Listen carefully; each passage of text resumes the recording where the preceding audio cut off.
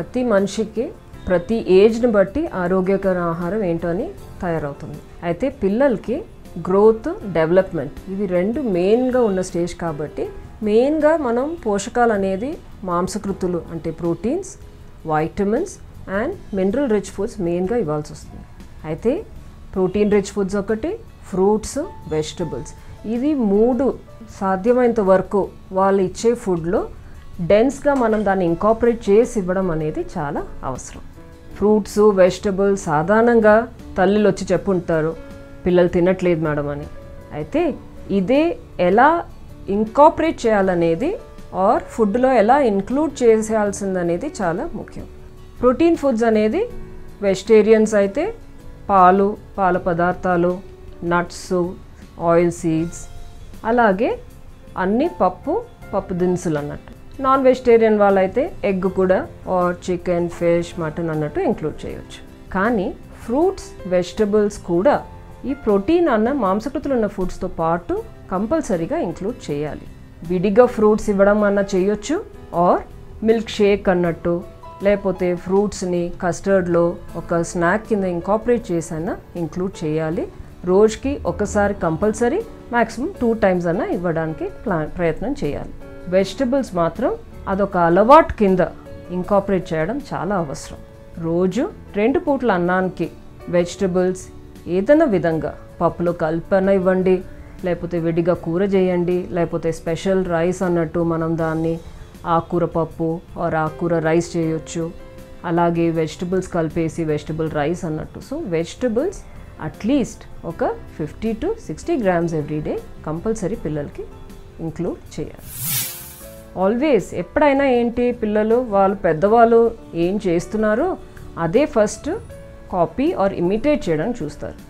So మీరు మీ పిల్లలకి ఆరోగ్యమైన ఆహారం పెట్టాలని అనుకుంటే ఫస్ట్ మీరు అది పాటించాలి. పొద్దున బ్రేక్ఫాస్ట్ ఎగ్స్ మాత్రం తినేసి వెళ్ళిపోవడం పెద్దవాళ్ళు చేసి పిల్లల్ని మీరు కాదు ఇవన్నీ తినాలని చెప్తే కుదరదు. So I always believe first practice మీరింట్లో మీరు ఫస్ట్ అన్నీ సమతుల్యంగా బ్యాలెన్స్గా తింటే పిల్లలు అదన్నీ తినవచ్చు. బ్రేక్ఫాస్ట్ పిల్లలకి మోస్ట్ అండ్ అందరికీ for all health generally breakfast is a most important meal. అది ఒక ఇంపార్టెంట్ మీల్ అనేది అలవాటు చిన్నప్పటి నుంచి మనం పిల్లలకి చేయాలి. స్కూల్కి వెళ్ళే ముందు ఏ ఏజ్ గ్రూప్ అయిన పిల్లలైనా బ్రేక్ఫాస్ట్ కంపల్సరీ తీసుకొని వెళ్ళాలి. సో మీరు ఒక సీరియల్ అన్నట్టు మీరు ఇడ్లీలు, దోశలు, ఉప్మాలు పెట్టొచ్చు, లేకపోతే హోల్ గ్రెయిన్ సీరియల్స్ పాల్లో కలిపి పెట్టొచ్చు. కానీ ఆ ఫుడ్తో పాటు ఎగ్ తినేవాళ్ళు ఒక ఎగ్ ప్లస్ ఫ్రూట్ కంపల్సరీ పెట్టాలి. నెక్స్ట్ ఇంపార్టెంట్ ఏంటి, వాళ్ళు తీసుకెళ్ళే చిరుతిండ్లు పిల్లలు ఎక్కువ తినలేరు. సో కంపల్సరీ ఫ్రూట్స్ కానీ మనం అనుకునే వెజిటబుల్స్ డిఫరెంట్ ఫామ్స్లో అయినా ఎక్స్ట్రా స్నాక్ ఆప్షన్స్ కింద పెట్టుకోవచ్చు. So mid morning snack, mid afternoon snack అన్నట్టు స్మాల్ మీల్స్లో పెట్టడం వల్ల పిల్లలకు అవసరమైన పోషకాలు కంపల్సరీగా మనం ఇంక్లూడ్ చేయొచ్చు.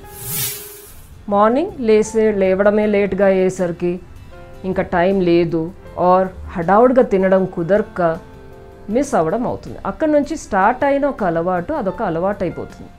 Second, most of the time పిల్లలు ఆరోగ్యమైన ఆహారం నుంచి దూరం అయ్యేది కొన్ని జంక్ ఫుడ్స్కి అలవాటు అయినప్పుడు. ఈ జంక్ ఫుడ్స్ అనేది ఒక చాలా పెద్ద టర్మ్. జస్ట్ ఏదో పిజ్జాలు, బర్గర్లు తింటే మాత్రం కాదు జంక్ ఫుడ్స్. ఎక్కువ షుగరు, ఎక్కువ సాల్ట్, ఎక్కువ నూనె, ఈ 3 ఎక్సెస్ ఉన్న ఐటమ్సే జంక్ అవుతుంది. సో ప్రాసెస్డ్ ఫుడ్స్ అనే ఐటమ్స్ బాగా ఎక్కువ తీసుకోవడం వల్ల so anything in excess becomes a junk for the body.